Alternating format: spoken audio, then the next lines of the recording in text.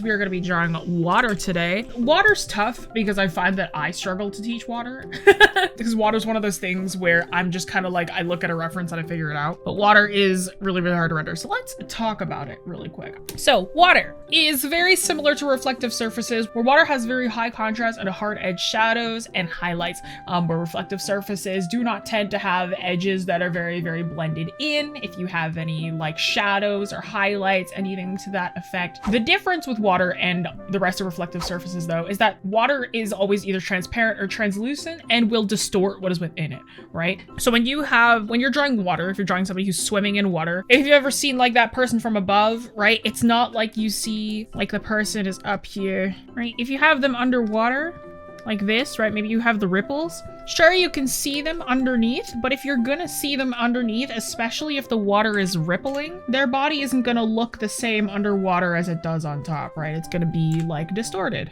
And how you choose to distort it is kind of like, you know, up to you. But you're gonna have a more distorted figure underneath the water, right? Refraction, that kind of deal. So depending on how clear the water is, shadows may travel through the water onto the ground beneath, right? If you have very, very clear water, right? If you have a shadow on top, you know how usually if we have, let's say we have a cube, right? This cube is opaque here. Let's say we have like say we got a triangle above here, right? If this was an opaque object, the triangle's shadow would be on top of the cube, and the cube would have a square shaped shadow underneath it. However, if let's say that now this cube is like transparent, what instead we might get is now this triangle's shadow will be down here, and maybe there's like a little bit of a hint of this shadow in here. So this cube, let's say, is water. This cube, let's say, is opaque, right? If we have an object over top of like another opaque object, we expect that shadow to land on top of it and it won't go through. If we have water, this shadow is going to go directly through the object onto this area underneath.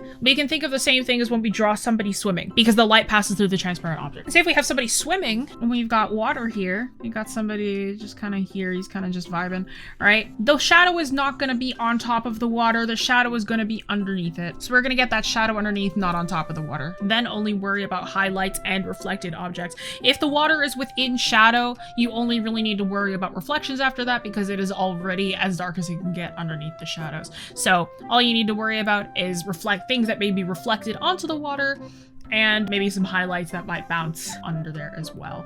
These are very realistic properties, I think, like very, very realistic ways of thinking about water.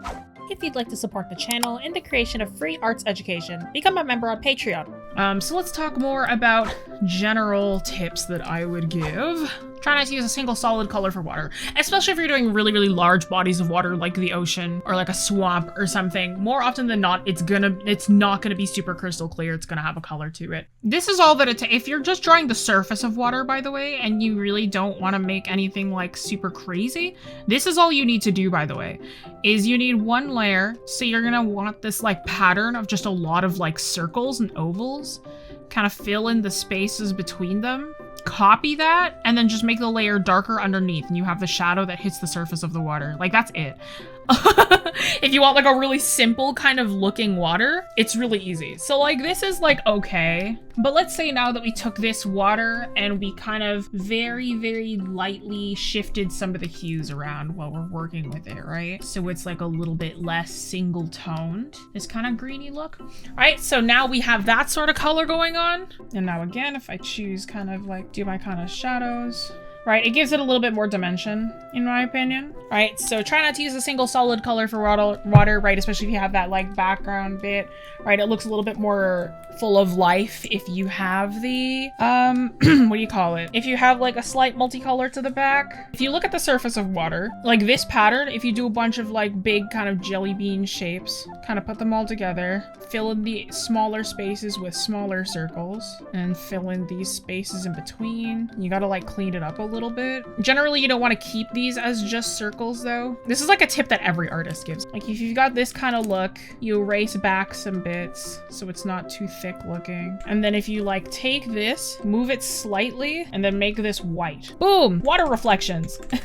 And you can move it as far away as you want, right? If you have like this background is blue, this is like the best tip that I have. Like it's like you draw these weird circle patterns and you got it. It's really fun to use different colors of water. Like I think that it's more interesting to have within that leaning to like a pure blue to like a green kind of blue. I tend to prefer that greenish thing, but if you want to use like a deeper blue, for sure. A big question we get a lot during streams and on the channel is advice on how to start as a content creator, and we always tend to recommend starting with budget-friendly assets before moving on to something new. But today's sponsor, Wondershare DemoCreator, can be used by pros and beginners alike. Wondershare DemoCreator is a simple-to-use video recorder and editor rolled into one software for learners, educators, freelancers, and gamers alike. The video editor uses many easy-to-use features to make editing quick while still looking professionally made, such as filters, auto-generated captions, and overlays. Not only this, but the video recorder has live editing capabilities such as adding arrows, magnifying specific spots on your screen, and adding spotlights onto specific areas of your work. This makes the video editing pipeline much quicker and easier, especially if you're an aspiring art tutorial channel, an artist in general, or are a teacher or student who needs to make a video presentation for your class. Speaking of the video recorder, not only does it have a webcam capturing software and overlays built into it, but it also has VTubing capabilities with a hand motion tracker, which is far more advanced than any free-to-try software has any right being. As someone who knows how much work and effort goes into making a VTuber, having an easily accessible one right at your fingertips is huge. Be sure to try out Wondershare DemoCreator for yourself with the link in the description, and thank you once again for sponsoring this video. Next tip is refraction. Try not to blend too much,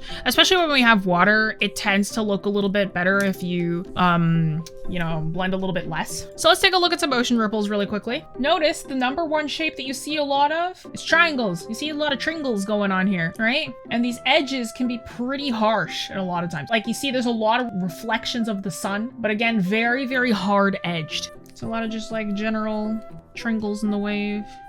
And then let's say we've got some highlights going on where I just kind of follow the shape of the tringles. My brightest source of light is coming from up here probably.